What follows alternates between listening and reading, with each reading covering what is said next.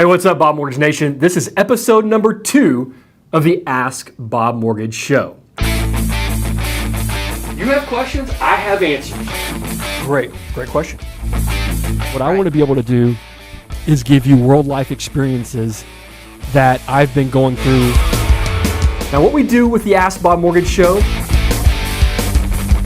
is we provide a vehicle for you guys to be able to ask questions via Facebook, Instagram, YouTube, Twitter. Ask your question, and then hashtag AskBobMortgage so that we can answer them for you every single week. All right, so episode number 2, Chris, what questions do we have this week? All right, first question comes from Amanda. She sent us an email, and she actually sent in a video of herself asking. So, a video? Yeah, we're going to check it out. Let's check it out. Hey Bob, I just graduated from college and really want to buy a house. I don't start my job till September, but I heard that you had to have a job for 2 years before you can buy a house. So I was just wondering if this was true. Amanda, that's a great question. Okay, so just graduated college and you're starting your job.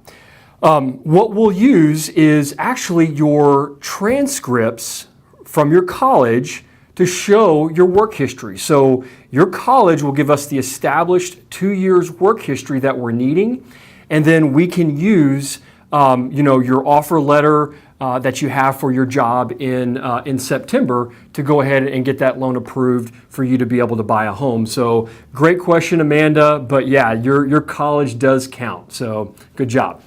Alrighty, and next question comes from Blaine via LinkedIn, and he asked, what would be your number one piece of advice for a first-time home buyer? Number one piece of advice? Number one. All right, Blaine, LinkedIn.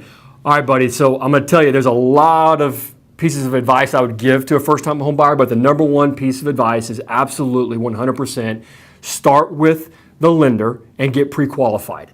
Okay, a lot of people, and I get it, they go to the emotional fun side, which is looking at buying the home or finding the home.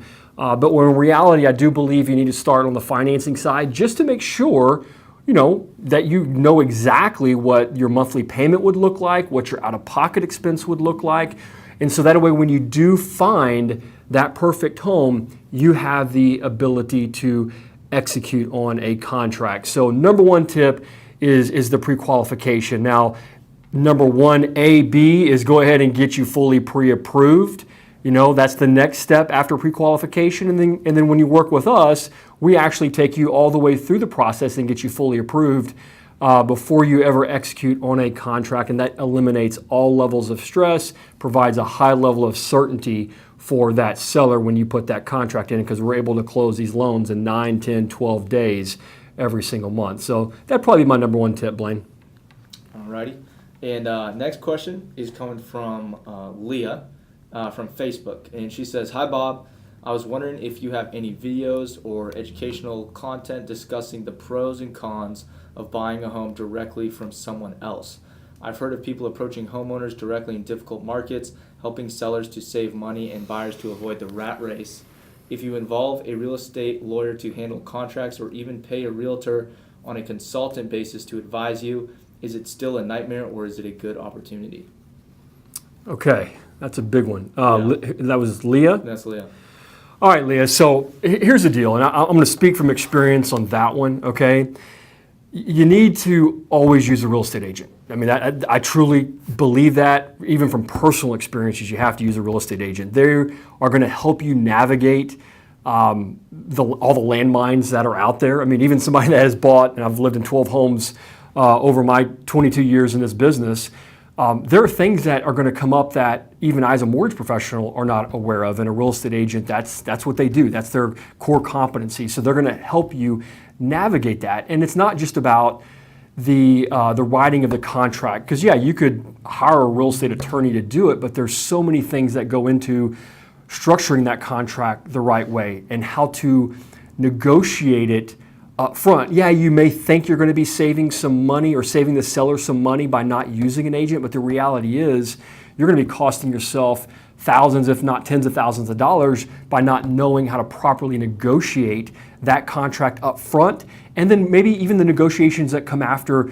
things like a home inspection, right? There are little things that an agent's going to know what they can and can't ask for that could potentially save you some serious cash. So, I think it sounds good to a lot of buyers think they're going to save money, but the reality is I do really feel that they cost themselves money when not using a licensed professional. So, Leah, great question, but I definitely think you're going down the wrong path if you try to do this on your own. Okay.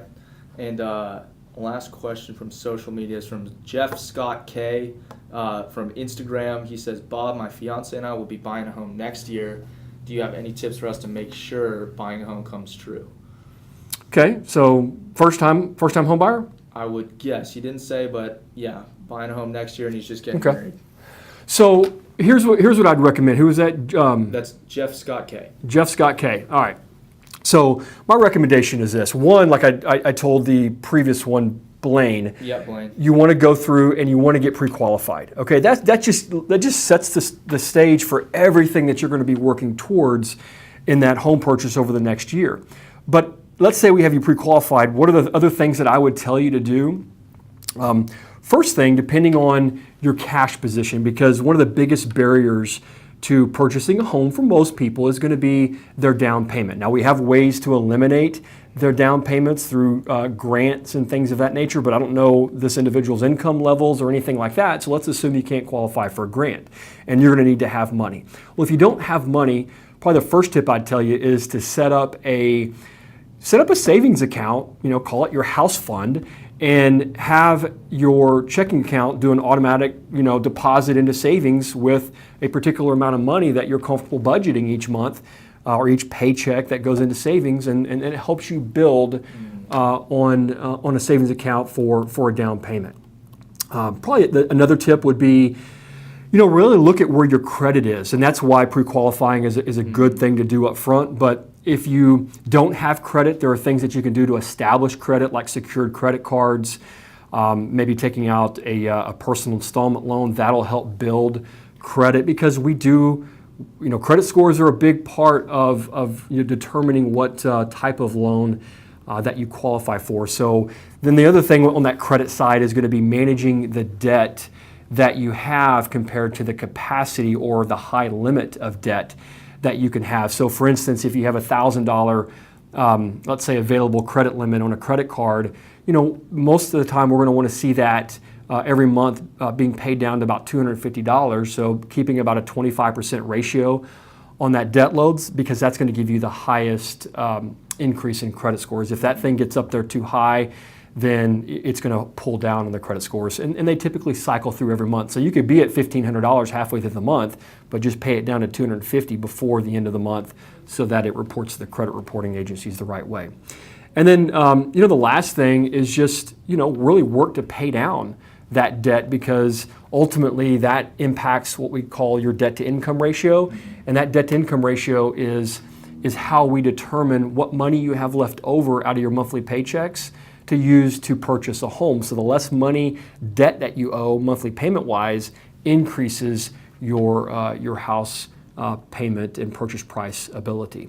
So those would probably be 3 tips plus a bonus tip, which is make sure you start out with getting pre-qualified. Absolutely. Alrighty. Is that it? Question of the day time. Question of the day. Okay. All right, guys. Thanks so much for watching this all the way through. So my question of the day is going to be, what's the number one thing that is going to be important to you guys, okay, the absolute number one thing that you look for when choosing your real estate agent? Okay, if you wouldn't mind answering those questions, leaving some comments down there so I could get a feel for what you guys are thinking. Appreciate you watching, and as always, man, go out on social media, ask your questions, #AskBobMortgage, and I'll work on answering them every single week. Have a great week.